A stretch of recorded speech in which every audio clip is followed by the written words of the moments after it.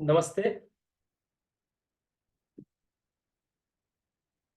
आप सभी योग विद्वत जनों का, योग साधकों का मैं आज के इस प्रेक्षा ध्यान परिचय अभ्यास वर्ग में हार्दिक स्वागत करता हूं। हम प्रेक्षा ध्यान का परिचय और अभ्यास शुरू करें उससे पहले प्रार्थना करेंगे और उसके बाद हम क्लास की विधिवत शुरुआत करेंगे।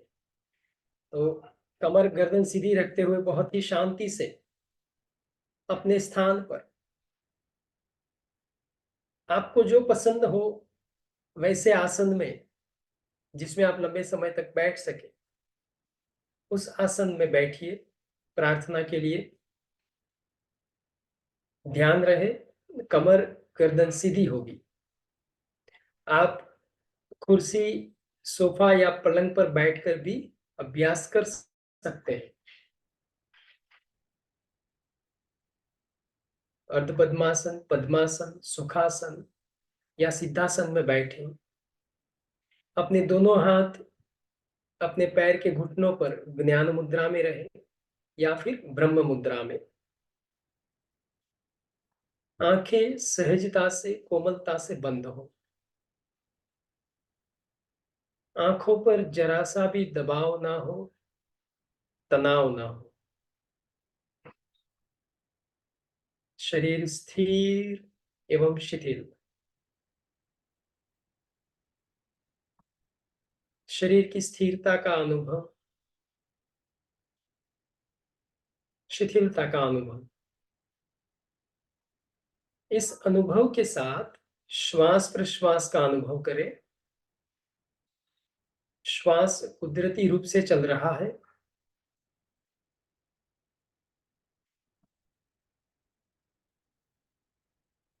अब धीरे धीरे गहरा लंबा श्वास लीजिए।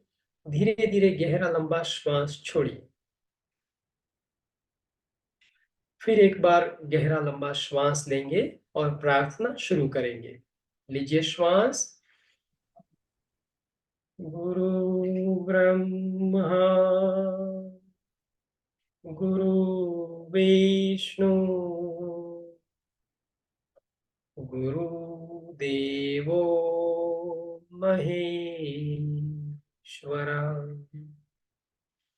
गुरु साक्षात् परम ब्रह्मा,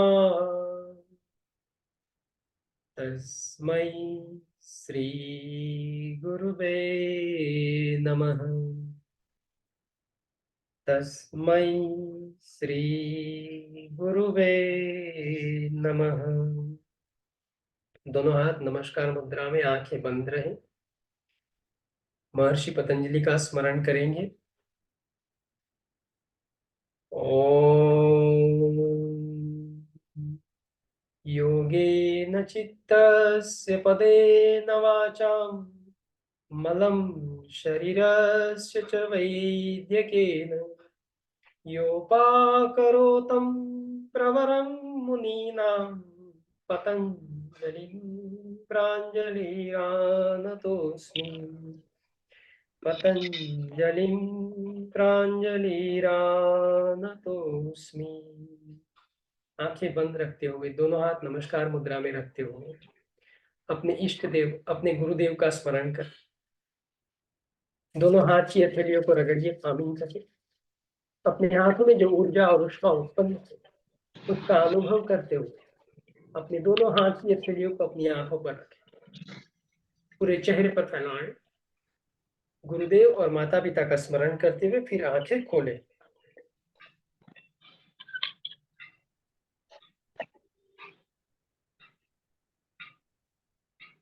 आप सभी योग विद्वत जनों का मैं फिर से स्वागत करता हूं। आज का हमारा विषय है प्रेक्षा ध्यान। सर હું મ્યુટ ઓલ કરી રહ્યો છું. ओके।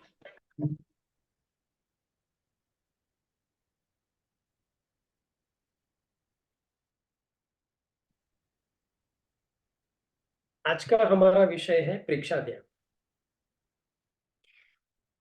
ये पूरा अभ्यास सत्र जो है, जो परिचय का क्लास है, वो पूरा हिंदी में चलेगा।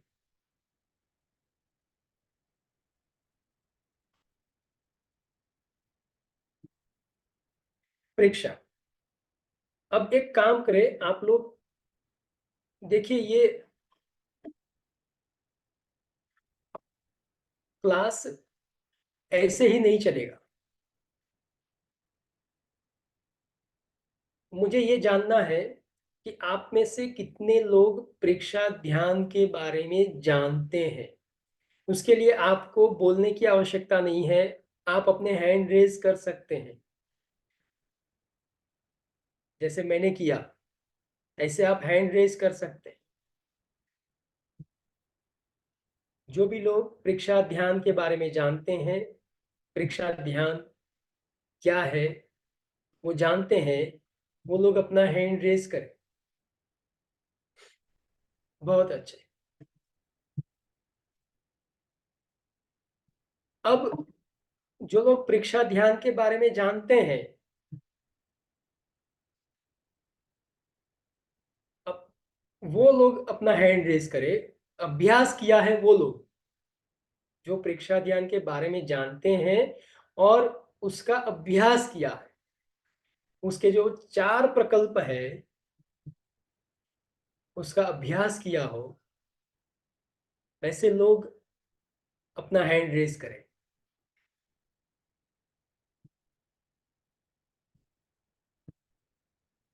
ओके।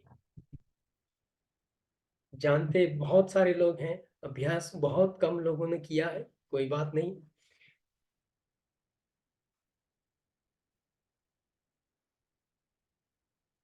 अब आपकी स्क्रीन पर प्रेक्षा ध्यान की स्लाइड है। देखिए कोई भी शब्द बनता है तो उसका मूल रूप होता है, उसकी एक धातु कहते हैं उसे भाषा की दृष्टि से। तो इक्ष धातु, उसका अर्थ होता है देखना।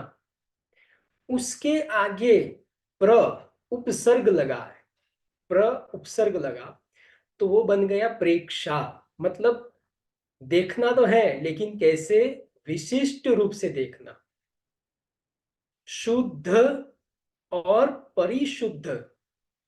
तो शुद्ध है लेकिन जो बिल्कुल शुद्ध है, शुद्ध से भी शुद्ध है, उसके आगे परि उपसर्ग लगता है तो वो शुद्धता में और बढ़ावा कर देता है, तो वो परिशुद्ध हो जाता है। इसी तरह से इक्ष का मतलब होता है देखना, सिर्फ देखना। जैसे मैं अभी आप लोगों को देख रहा हूं, बस इतना ही कि अंकित भाई बैठे हैं, मेरे सामने कोई और बैठा है, कोई चश्मे वाला है, कोई चश्मे बिना है, मैं वो देख सकता हूं। लेकिन प्रेक्षा विशिष्ट रूप से बहुत ही गहराई से देखना कि चश्मे पहने हैं तो कैसे पहने हैं, टोपी पहनी है तो कैसी टोपी पहनी है, थोड़ा गहराई से देखना, उसे कहते हैं प्रेक्षा। प्रेक्षा यानी गहराई से भीतर उतर कर देखना, इसका ये मतलब होता है।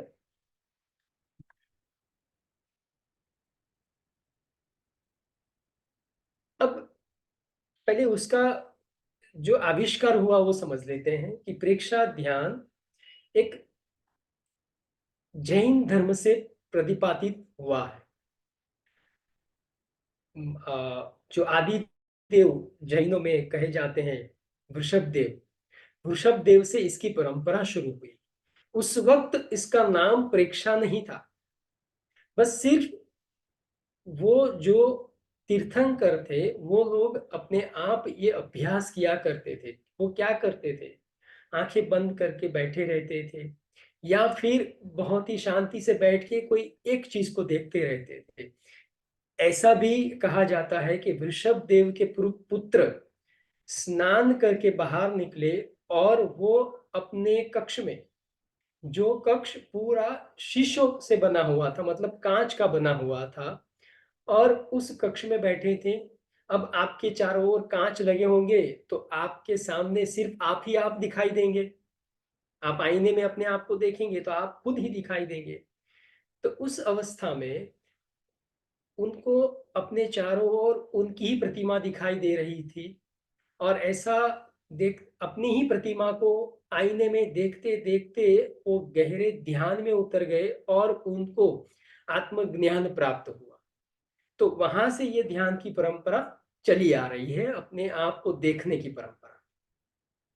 तो प्रेक्षा का सूत्र क्या है? ध्येय सूत्र है उसका मूल। उसको प्राकृत भाषा में, यहाँ जैनिज्म में प्राकृत भाषा का प्रयोग ज्यादा होता है, तो वहां पर संपिक है अपगम पैणम। उसका अर्थ होता है आत्मा के द्वारा आत्मा को देखना, अपने आप को देखना। उसे कहते हैं खुद का अनुभव करना, खुद को देखना। जो वृषभ देव के पुत्र ने आईने में अपने आप को देख के भीतर उतर के अपने आप को फिर देखा और जो आत्मज्ञान प्राप्त हुआ, वो बात कही है यहाँ पर। उसके बाद ये परंपरा आगे चलती रही।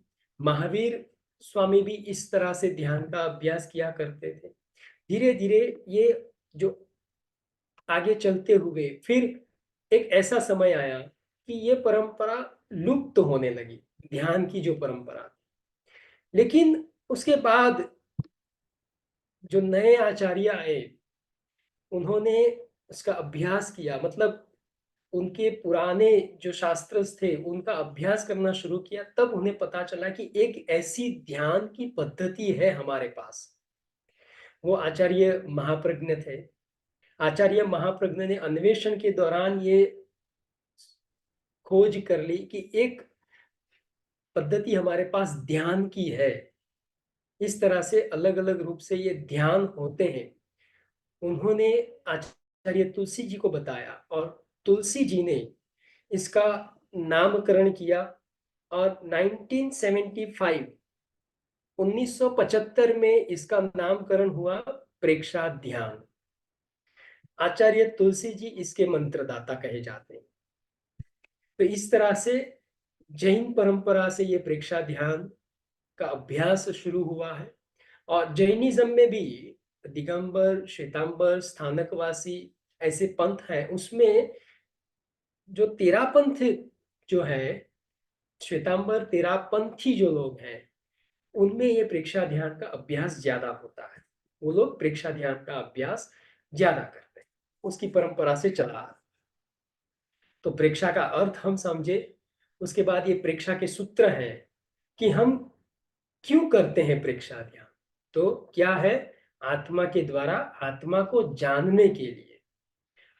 यहाँ आत्मा के द्वारा आत्मा को देखना मतलब जो हम अविद्या में है, जो हमारे पास अज्ञान है कि मैं ही आत्मा हूं, मेरा शरीर जो मैं बोल रहा हूं, मेरे हाथ पैर, जो अज्ञान है, उसी को आत्मा के रूप में कहा है। और उसके बाद जो भीतर जो सही आत्मा है, मूल तत्व जो है, उसको देखना, वो यहाँ कहा गया है। मतलब अपने आप को, खुद को देखना।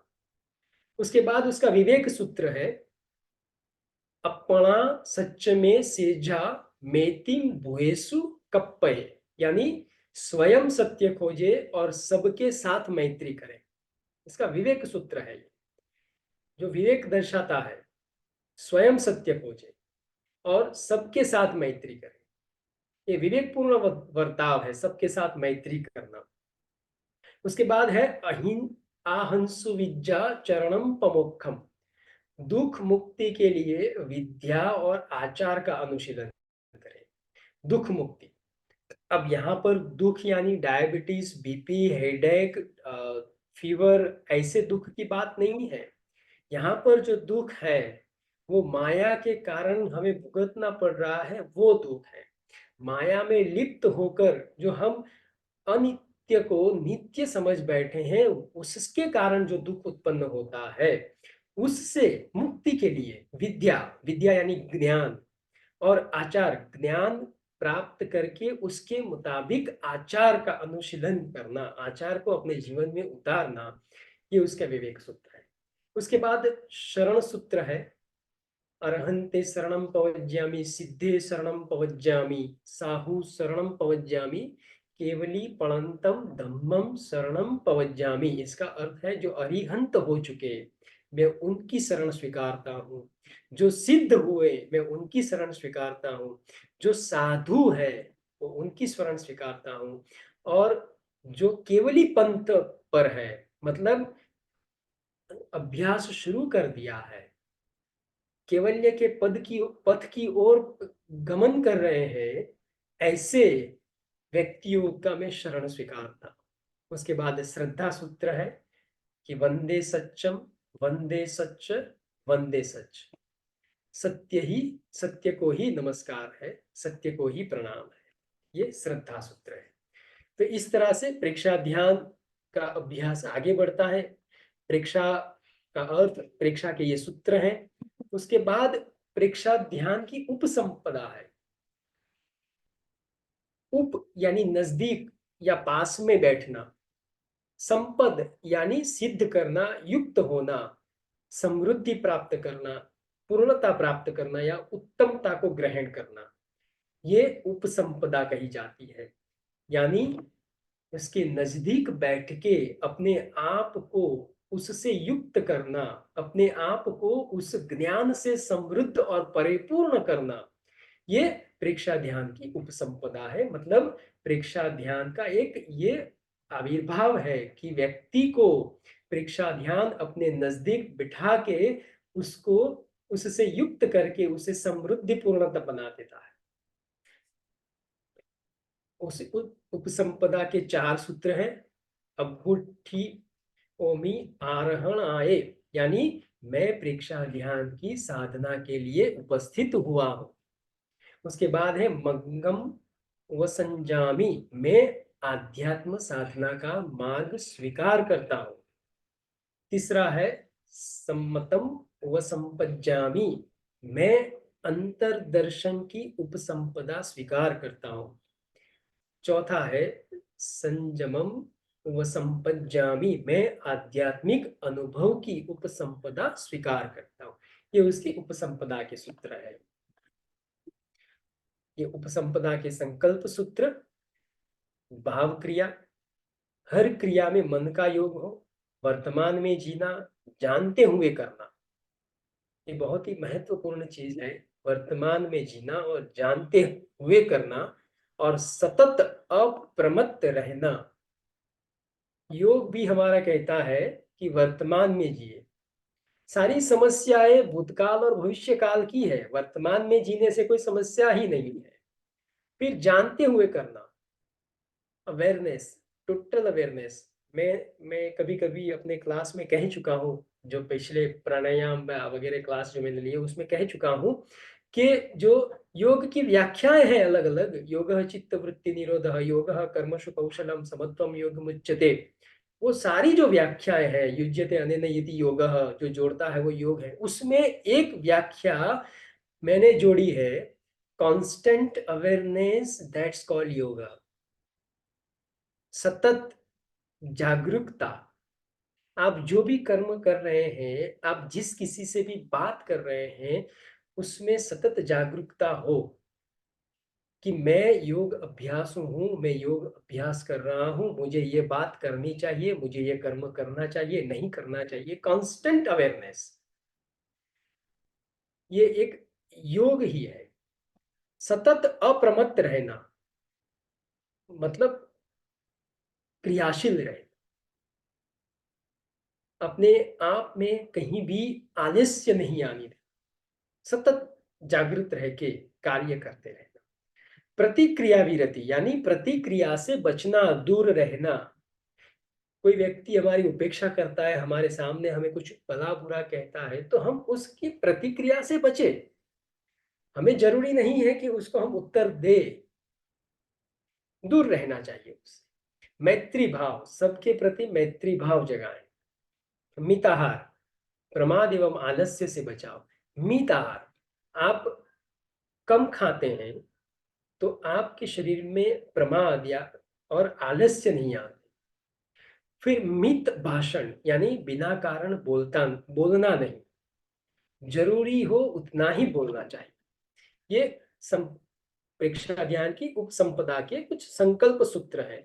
ये सूत्र, संकल्प सूत्र कहा है कि आप इसको जीवन में उतार दीजिए, इसका संकल्प लीजिए, ये 5 सूत्रों का।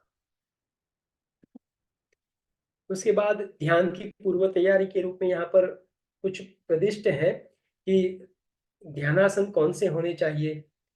पद्मासन, अर्ध पद्मासन, सुखासन या वज्रासन में बैठ के इसका अभ्यास किया जा सकता है।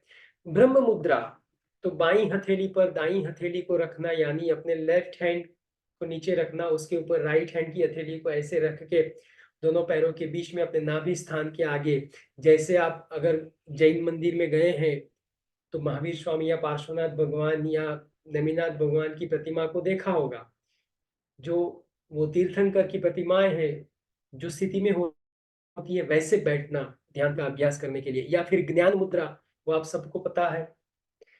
और ध्यान मुद्रा कहते हैं कि आंखें कोमलता से बंद हो, आंखों पर दबाव ना हो। मतलब ये जो आप पद्मासन में बैठे या अर्ध पद्मासन में बैठे, ब्रह्म मुद्रा लगाई या ज्ञान मुद्रा लगाई, उसके बाद आंखें बंद करते हैं तो वो पूरा जो आपकी प्रतिमा बन जाती है वो ध्यान मुद्रा हो जाती है। मैं आंखें बंद करके इस स्थिति में बैठ जाऊं तो आप लोग देखने वाले क्या कहेंगे कि कल्पेश भाई ध्यान में बैठे हैं। भले मैं मेरे मन में किसी और चिंतन कर रहा हूं, कोई फिल्म का डायलॉग याद कर रहा हूं, लेकिन देखने से आपको क्या लगेगा कि मैं ध्यान का अभ्यास कर रहा हूं। तो ये बन गई मेरी ध्यान मुद्रा, पूरा एक जो आप देख रहे हैं। उसके बाद अरहम की ध्वनि, काफी हम जो प्रचलित ध्यान अभ्यास करते हैं, श्वास पर ध्यान या और कोई ध्यान जो भी करते हैं, जब प्राणायाम करते हैं या ध्यान का अभ्यास करने बैठते हैं, तब हम ओमकार की ध्वनि करते हैं। यहाँ पर अरहम की ध्वनि की बात की है। ये अरहम शब्द 3 अक्षरों से बना है, अ, ह, अम, अर, ह, म। अब हमारा ओंकार भी अ, उ और म से बना हुआ है। यहाँ पर जो अरहम ध्वनि का यहाँ पर जो बताया गया है, वो ऐसे कहते हैं कि जब आप अरहम की ध्वनि का उच्चारण करते हैं तो अ के दौरान आपका ध्यान, आपका चित्त नाभि स्थान पर केंद्रित करें। उसके बाद ह का उच्चारण जब होता है तो आपका चित्त आनंद केंद्र यानी कि हृदय स्थान पर केंद्रित करें।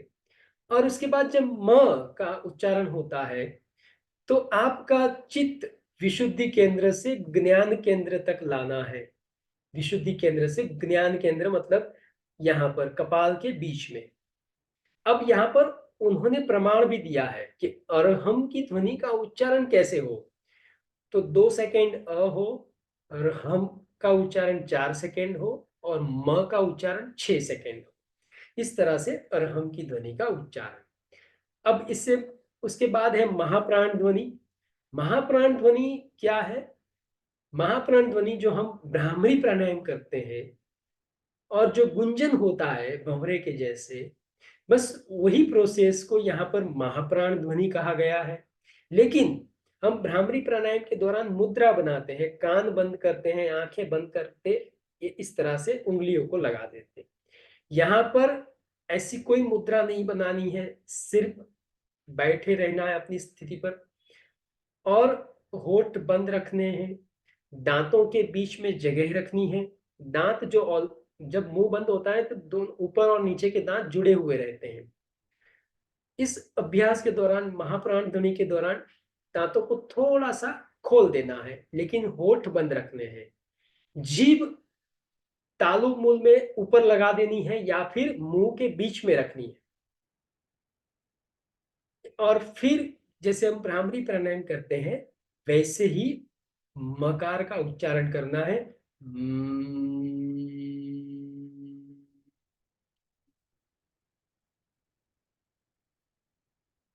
इसे यहाँ कहा गया है महाप्राण ध्वनि। उसके बाद ध्येय सूत्र का उच्चारण करना, ध्यान का संकल्प करना और फिर ध्यान की विधि में आगे बढ़ना है। अब यहाँ आप देख सकते हैं कि प्रेक्षा ध्यान मूल रूप से 4 चरणों में विभाजित है। पहला चरण है कायोत्सर्ग। काय उत्सर्ग, काया का उत्सर्ग मतलब काया का त्याग करना या उपेक्षा करना। जो हम शवासन शब्द से प्रचलित है वही प्रोसेस यहाँ पर कायोत्सर्ग की बताई गई। यहाँ पर कायोत्सर्ग के लिए विधि कुछ अलग है। यहाँ पर यह कहा गया है कि कायोत्सर्ग का अभ्यास खड़े खड़े हो सकता है, बैठे बैठे हो सकता है और लेटे लेटे भी हो सकता है। कायोत्सर्ग का अभ्यास यहाँ पर खड़े खड़े करने का महत्व ज्यादा बताया है, उसके बाद बैठ के करने का महत्व, और अंतिम जो है वो लेटे लेटे है। मतलब आप अच्छे से कायोत्सर्ग करना चाहते हैं, उसका फायदा अच्छे से लेना चाहते हैं, तो ये परीक्षा ध्यान का अभ्यास ये कहता है कि खड़े खड़े कायोत्सर्ग का अभ्यास किया जाए। उसके बाद दूसरा चरण है अंतर यात्रा। अंतर यात्रा क्या है वो हम आगे देखेंगे।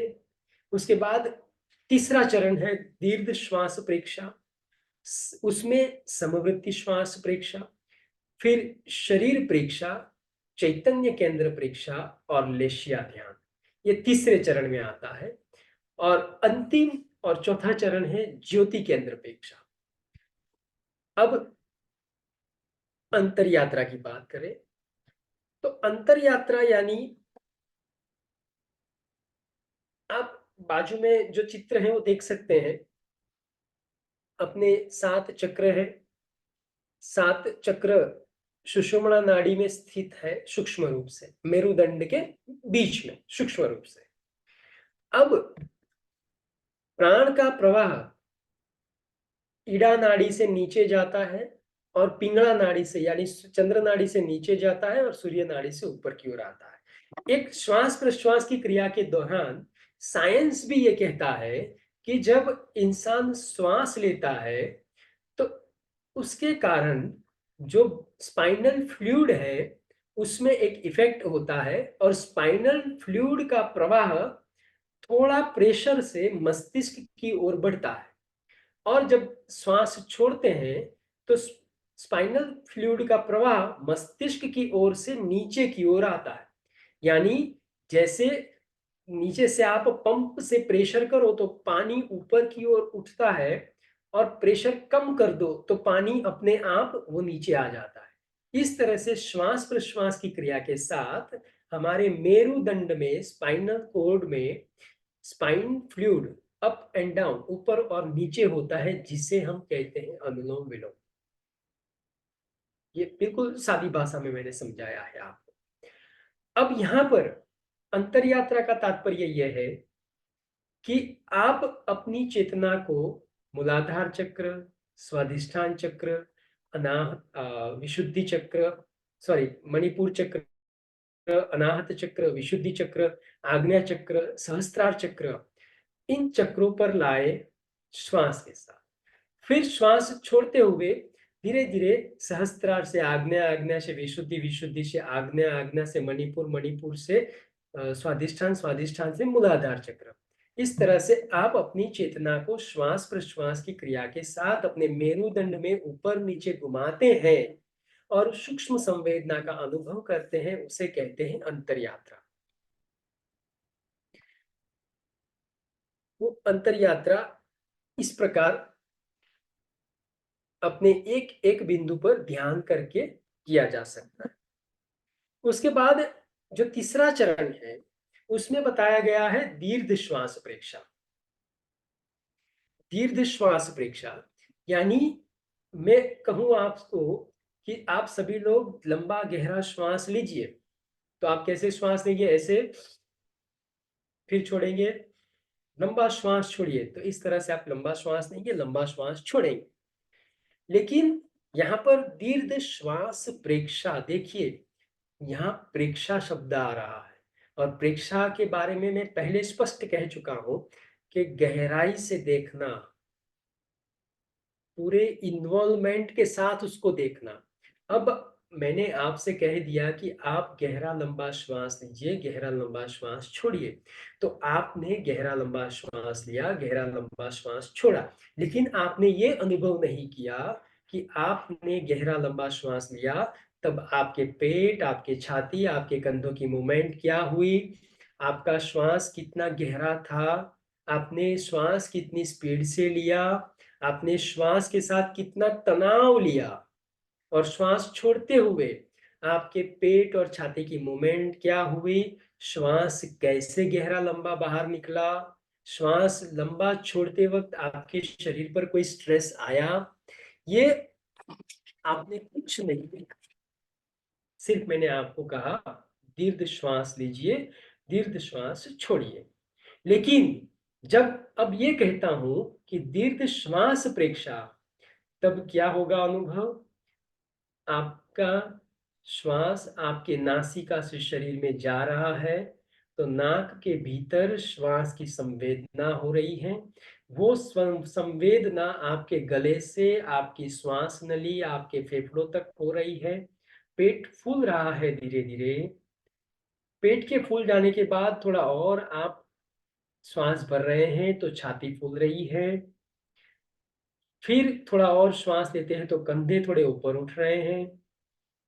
बस अब आप श्वास को बाहर निकलने दे रहे हैं, तो अपने आप कंधे रिलैक्स हो रहे हैं, छाती रिलैक्स हो रही है, पेट सिकुड़ रहा है और धीरे धीरे सहजता से श्वास बाहर निकल रहा है बिना प्रेशर के। और उस वक्त नाक में श्वास की हल्की गर्मी का अनुभव है, और ये जो अनुभव पूरा बना उसे कहते हैं दीर्घ श्वास प्रेक्षा। इसका हम अभ्यास करेंगे अभी कुछ देर के लिए। उसके बाद है समवृत्ति श्वास प्रेक्षा। समवृत्ति यानी समान वृत्ति से जो हम अनुलोम विलोम करते हैं, वही प्रोसेस यहाँ पर समवृत्ति श्वास प्रेक्षा कही गई है। लेकिन फर्क क्या है, यहाँ पर समवृत्ति श्वास प्रेक्षा मानसिक रूप से करनी है। मानसिक रूप यानी आपको श्वास लेते वक्त ये चिंतन करना है कि मेरा श्वास लेफ्ट नॉस्ट्रिल यानी चंद्र नाड़ी से शरीर में जा रहा है, और जब श्वास छोड़ते हैं तो ये अनुभव करना है कि मेरा श्वास चंद्र नाड़ी से शरीर में गया था, अब सूर्य नाड़ी से शरीर से बाहर निकल रहा है। फिर श्वास लेंगे तो अनुभव करेंगे कि सूर्य नाड़ी से श्वास शरीर में गया और चंद्र नाड़ी से बाहर निकला। मतलब मानसिक रूप से अनुलोम विलोम की क्रिया करना, उसे यहाँ पर समवृत्ति श्वास प्रेक्षा कहा गया है। और ये बहुत ही महत्वपूर्ण चीज है। ये दीर्घ श्वास प्रेक्षा, समवृत्ति श्वास प्रेक्षा बहुत ही महत्वपूर्ण चीज है। आपके मन को विद इन 5 टाइम करने से शांत कर दे। उसके बाद है शरीर प्रेक्षा।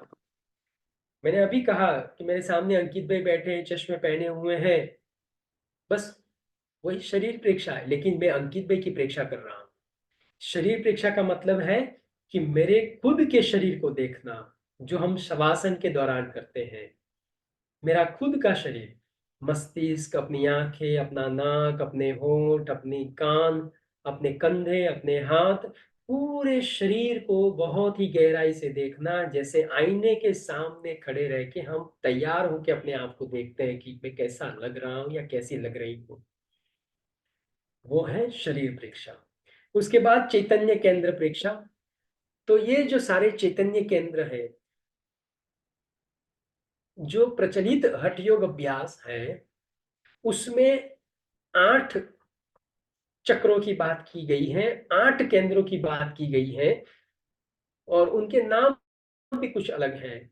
लेकिन यहाँ पर इसके नाम अलग हैं, कुछ मिलते जुलते नाम हैं।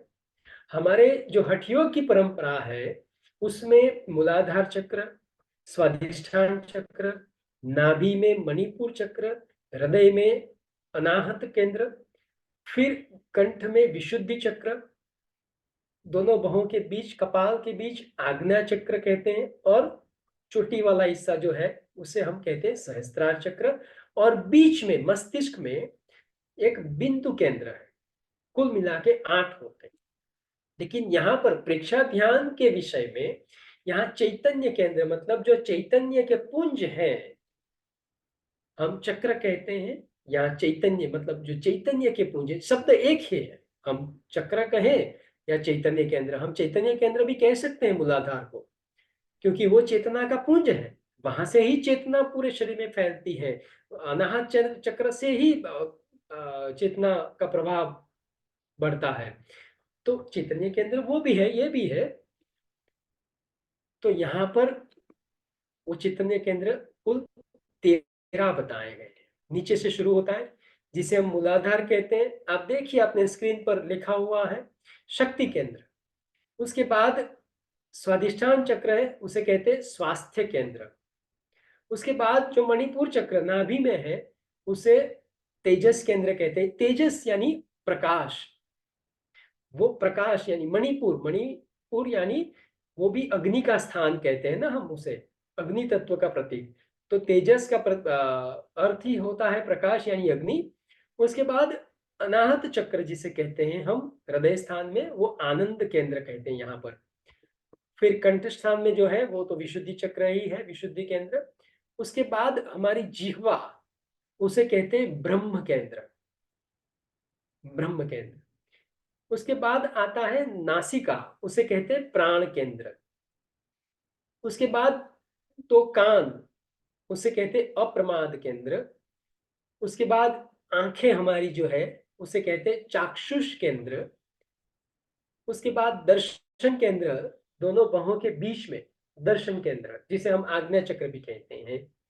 उसके बाद उससे ऊपर जो कपाल में दोनों बाहों के ऊपर का हिस्सा है थोड़ा, वो कहते हैं ज्योति केंद्र। उसके बाद मस्तिष्क के शुरुआत का हिस्सा, उसे कहते हैं शांति केंद्र। और जिसे हम सहस्त्रार कहते हैं, शिखा स्थान, वो है ज्ञान केंद्र। इस तरह से यहाँ 13 चैतन्य केंद्रों की बात की गई है। तो चैतन्य केंद्र प्रेक्षा में एक एक केंद्र को गहराई से देखना, ये 13 केंद्र जो है उसको देखना है, उस पर ध्यान स्थिर करना है, उसे कहते हैं चैतन्य केंद्र प्रेक्षा। और उसके बाद जो अंतिम, उसके बाद है लेशिया ध्यान। तो लेशिया ध्यान में एक एक जो चक्र हम कहते हैं, यहाँ पर जो केंद्र कहते हैं, उस चक्रों पर अलग अलग कलर का ध्यान करना, उसे कहते हैं लेशिया ध्यान। आप अनाहत चक्र यानी जो आनंद केंद्र, छाती वाला भाग है, हृदय स्थान जिसे हम कहते हैं, वहां पर आप गुलाबी कलर का ध्यान करें, वहां पर आप चमकते हुए हरे रंग का ध्यान करें, वहां पर आप सफेद रंग का ध्यान करें, तो वो होता है लेशिया ध्यान। कलर का ध्यान जिसे कहते हैं, उसे यहाँ पर लेशिया कहा गया है, लेशिया ध्यान कहा गया है। जब वो क्लास शुरू होगा तब लेशिया के बारे में ज्यादा बात करेंगे। उसके बाद अंतिम चरण, चौथा चरण है ज्योति केंद्र प्रेक्षा। ज्योति केंद्र जो दोनों बाहों के ऊपर कपाल के बराबर बीच वाला स्थान है, मस्तिष्क फोरहेड के बराबर बीच वाला स्थान, उसे कहते हैं ज्योति केंद्र। ज्योति केंद्र की प्रेक्षा यानी ज्योति केंद्र को बहुत ही गहराई से, बहुत ही बारीकी से देखना, उसका अनुभव करना, और उसके बाद जो भी शांति का अनुभव होता है, जो ज्योति दिखाई देती है उसके साथ शांति की अनुभूति को बनाए रखना, वो ज्योति केंद्र प्रेक्षा है। इस तरह से प्रेक्षा ध्यान के ये 4 चरण, 4 चरण मिला के कुछ 8 अभ्यास होते हैं। कायोत्सर्ग, अंतरयात्रा, दीर्घ श्वास प्रेक्षा, समवृत्ति श्वास प्रेक्षा, शरीर प्रेक्षा, चैतन्य केंद्र प्रेक्षा, लेशिया ध्यान, ज्योति केंद्र प्रेक्षा। ये बिल्कुल प्रायोगिक अभ्यास है।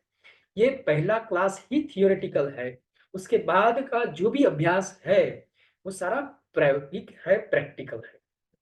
और अंत में समापन की विधि इस तरह से है कि विवेक सूत्र है, अपना सच में सेजा मेतिम भुएसु कप्पये, स्वयं सत्य खोजे सबके साथ मैत्री करें। आहन सुविद्या शरणम पमोक्षम, दुख मुक्ति के लिए विद्या और आचार का अनुशीलन करें। और शरण सूत्र, उसके बाद श्रद्धा सूत्र। इस तरह से एक पूरी एक प्रणाली चलती है परीक्षा ध्यान की, कि किस तरह से परीक्षा ध्यान का अभ्यास करना चाहिए। आचार्य महाप्रज्ञ आचार्य तुलसी जी ने इसको इस तरह से एक सिलेबस के रूप में बनाया। जैसे स्कूल में जाते हैं तो पहले ही हम मैथमेटिक्स को बहुत ही गहराई से नहीं समझाने लगते टीचर, हमको पहले एक 1+1, उसके बाद उसको गुना करना, उसके बाद उसको माइनस काटना, तो इस तरह से हमें सिखाते हैं। वैसे ही यहाँ पर भी एक वैज्ञानिक रूप से इसको क्रमबद्ध किया गया है कि इस तरह से आप अपने मन को, अपने चित्त को तैयार करके इस ध्यान की विधि में बैठे। अब परीक्षा ध्यान क्या कहता है? परीक्षा ध्यान कहता है कि ये भाव परिवर्तन का अभ्यास है। भाव परिवर्तन, स्वभाव परिवर्तन नहीं, सिर्फ भाव परिवर्तन। स्वभाव तो अपने आप ही जाएगा, अपने साथ ही जाएगा, वो नहीं बदल सकता। लेकिन जो भाव है, वो भाव क्या है? जो पूर्व जन्मों के संस्कार के कारण हमारे चित्त के स्तर पर जो चित्त बना है उससे, और वो भाव हमें कहीं गुस्सा करने के लिए प्रेरित करते हैं, कहीं दुख व्यक्त करने के लिए प्रेरित करते हैं, कहीं ईर्ष्या के लिए प्रेरित करते हैं, कहीं संग्रह वृत्ति के लिए प्रेरित करते हैं, उस भाव का परिवर्तन। तो भाव परिवर्तन का अभ्यास है ये परीक्षा का। ठीक है, तो बहुत ज्यादा अब चर्चा न करते हुए थोड़ा बहुत आपको अभ्यास भी करवाना चाहता हूं मैं, कि इसके कारण आपको इसके साथ जुड़ने का अवसर प्राप्त हुआ है, और इसके साथ और गहराई से जुड़ने की इच्छा हो, आकांक्षा हो। मैं अब ये स्क्रीन शेयरिंग बंद कर रहा हूं।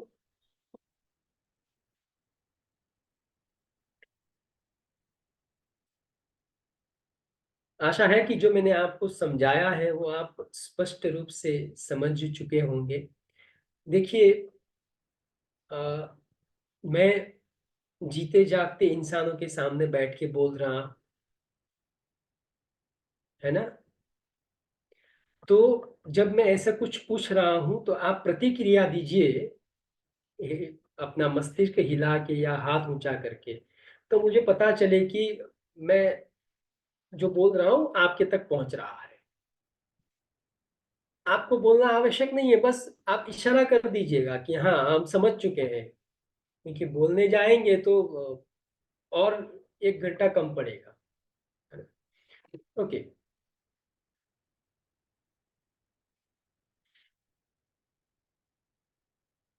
और जो विद्वानों ने अपने कैमरे ऑन रखे हैं, कृपया अपने कैमरे ऑन कर सकते हैं, अपना चेहरा दिखा सकते हैं। खूबसूरत चेहरा है आप लोगों का, तो अच्छी बात है।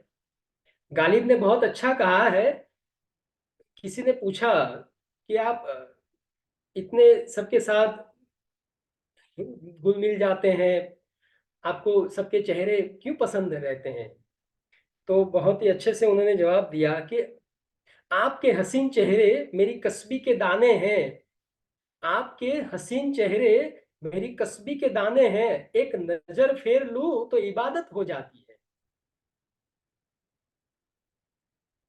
आपके हसीन चेहरे मेरी कस्बी के दाने, कस्बी यानी माला, जो हम मंत्र जाप करने के लिए उपयोग करते हैं, वो दाने हैं। मैं एक नजर फेर लूं तो मेरी इबादत हो जाती है, मैं माला हो जाती है मेरी आपके हसीन चेहरे देखने। तो अपने कैमरे ऑन रखे, और मुझे आई कांटेक्ट से पढ़ाने की, क्लास लेने की आदत है। भले ही आप छोटे दिख रहे हैं, लेकिन आपके चेहरे के हाव भाव से मुझे पता चलेगा कि आप कितना इसको अच्छे से सुन रहे हैं, आनंदित हो रहे हैं, या आपको दुख हो रहा है। रोकने की मुझे पता चले ना कि मुझे कहाँ पर रुक जाना है। बहुत बहुत धन्यवाद। चलिए, अब इसका अभ्यास शुरू करेंगे। अभ्यास में ये होगा कि हम दोनों का तफावत पहले देखेंगे, तब आपको पता चलेगा कि क्या ठीक है और क्या सही नहीं कर रहे हैं हम, या फिर क्या गलती कर रहे हैं। आप सभी विद्वान हैं, अभ्यासु हैं, आप गलती नहीं कर रहे हैं, लेकिन कितना सरलता से हम कर सकते हैं, कितनी सहजता से हम कर सकते हैं, वो आपको पता चलेगा। तो आप लोग तैयार हैं? बहुत ही शांति से, स्थिरता से अपने स्थान पर।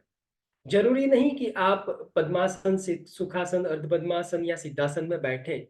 आप कुर्सी, सोफा में भी बैठ सकते हैं, लेकिन ध्यान रहे कि आपके पैर जमीन से डायरेक्ट टच ना हो। पैरों के बीच में कोई आसन बिछा लीजिए, पैर और जमीन के बीच में।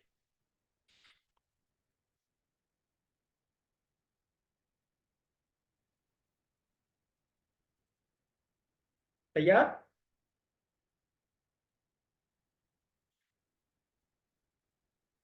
बहुत ही शांति से बैठना है। कमर, गर्दन सीधी रहे, शरीर स्थिर रखें, आंखें सहजता से और कोमलता से बंद। आंखों पर जरा सा भी दबाव ना हो।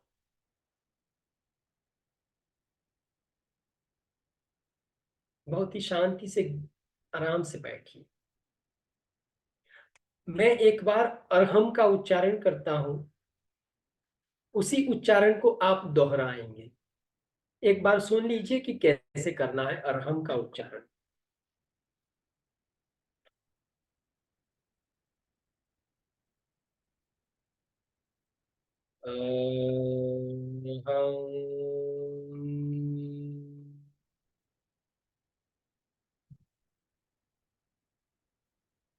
अरहम।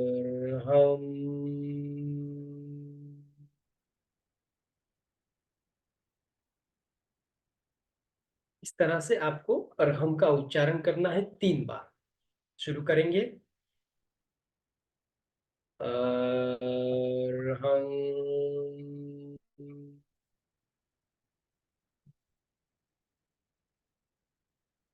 अरहम।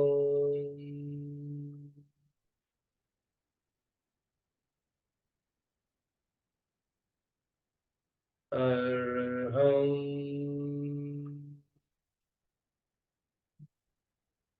बहुत ही शांति से, आंखें बंद रखते हुए अब आप धीरे धीरे गहरा लंबा श्वास लीजिए। धीरे धीरे गहरा लंबा श्वास छोड़िए। जो आपको तरीका आता है उस तरीके से धीरे धीरे गहरा लंबा श्वास लेना, धीरे धीरे लंबा श्वास छोड़ना।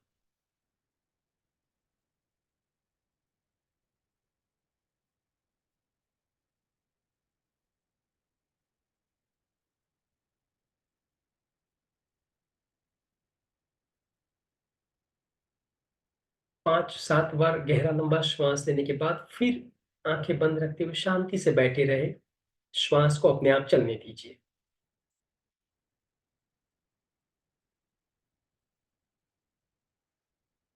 आपने अपने तरीके से जो गहरा लंबा श्वास लिया है उसका अनुभव बनाए रखें कि उस वक्त क्या अनुभव हुआ।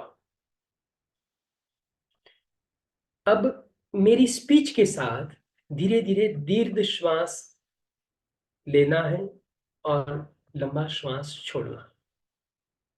बहुत ही शांति से, बहुत ही आराम से धीरे धीरे अपने श्वास को बाहर निकाल दीजिए। श्वास धीरे धीरे बाहर निकल रहा है, पेट धीरे धीरे सिकुड़ रहा है। अब पेट को ढीला छोड़ दीजिए। श्वास शरीर में जाना शुरू हुआ। थोड़ा और पेट को फुलाइए, श्वास थोड़ा और शरीर में जाए। अब धीरे धीरे थोड़ा और गहरा श्वास लीजिए, छाती फूलेगी। थोड़ा और सहजता से श्वास लीजिए। अब श्वास को अपने आप बाहर निकलने दीजिए। देखिए धीरे धीरे सहजता से श्वास बाहर निकल रहा है, कोई प्रेशर नहीं करना पड़ता। छाती रिलैक्स हुई। धीरे धीरे पेट अंदर गया। पेट को थोड़ा और खींच के पूरा श्वास बाहर निकाल दीजिए। अब पेट को ढीला छोड़िए। श्वास को शरीर में जाने दीजिए। छाती को फुलाएं। श्वास अपने आप थोड़ा और शरीर में गया। और थोड़ा गहरा श्वास लें। फिर श्वास को अपने आप बाहर निकलने दीजिए। धीरे धीरे छाती रिलैक्स हो रही है। पेट रिलैक्स हुआ। पेट थोड़ा और अंदर गया। और थोड़ा गहरा श्वास छोड़िए, पेट को और अंदर खींच के। फिर पेट ढीला छोड़ दीजिए। श्वास शरीर में प्रवेश करता है। थोड़ा और गहरा श्वास लीजिए। थोड़ा और श्वास लीजिए, छाती फूलेगी। अब श्वास को अपने आप बाहर निकाल दीजिए। सहजता से श्वास को बाहर निकलने दीजिए। देखिए धीरे धीरे छाती रिलैक्स हो रही है, पेट सिकुड़ रहा है। और पेट को खींच के पूरा श्वास बाहर निकाल दें। फिर पेट को ढीला छोड़ें। श्वास को शरीर में जाने दें। थोड़ा और गहरा श्वास लें। छाती फूले। श्वास को अपने आप शरीर से बाहर निकाल। इसी क्रिया को करते रहिए।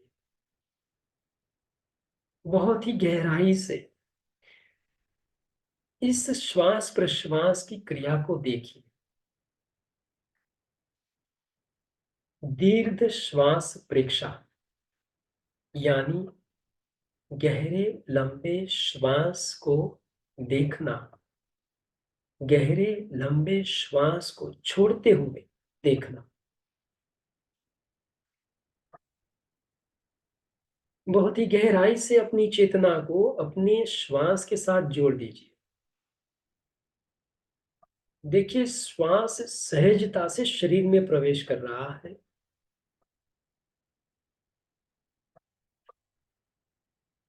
अब धीरे धीरे श्वास सहजता से शरीर से बाहर निकल रहा है।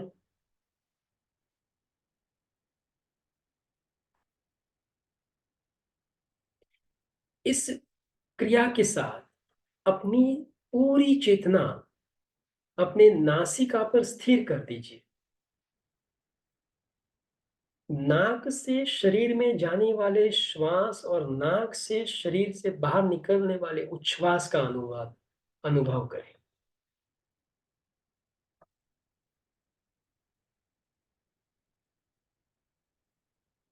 देखिए श्वास के साथ नाक में कुछ सूक्ष्म संवेदनाएं हो रही है।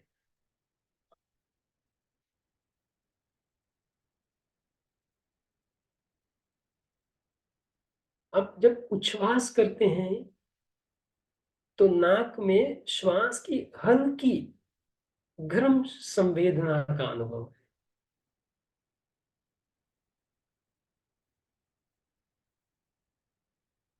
धीरे धीरे लंबा श्वास बाहर निकल रहा है। धीरे धीरे गहरा लंबा श्वास शरीर में प्रवेश कर रहा है।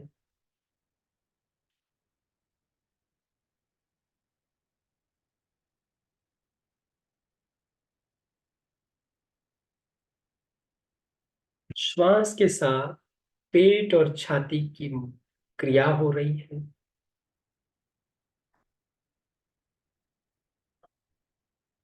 श्वास के साथ नाक के भीतर सूक्ष्म संवेदना का अनुभव है।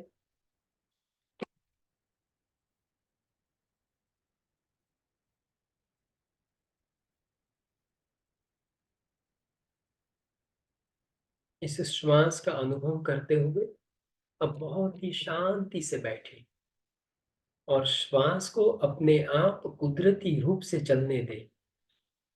न गहरा श्वास लेना, न लंबा श्वास छोड़ना।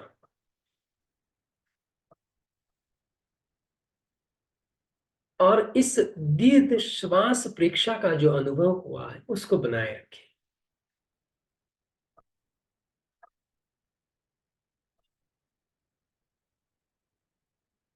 मन शांत है। श्वास सहजता से कुदरती रूप से चल रहा है, किंतु श्वास लेने और छोड़ने पर कोई प्रेशर नहीं है। श्वास पहले से थोड़ा और गहरा और लंबा हुआ है।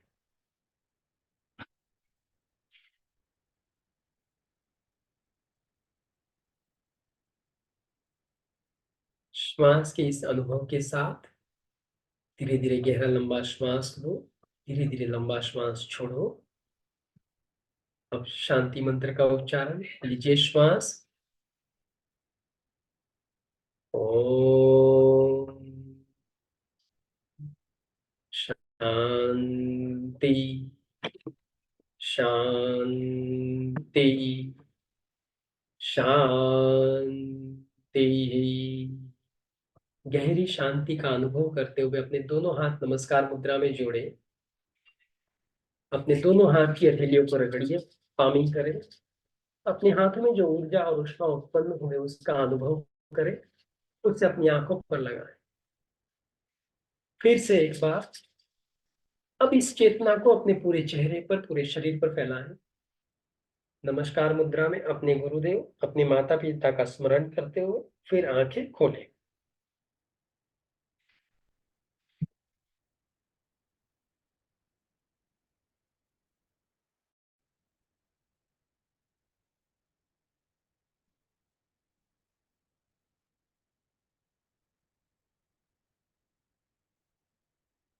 ओके, यहाँ पर हमारा ये जो परीक्षा ध्यान परिचय का जो अभ्यास था, हम यहाँ पूरा कर रहे हैं। अब आपके जो भी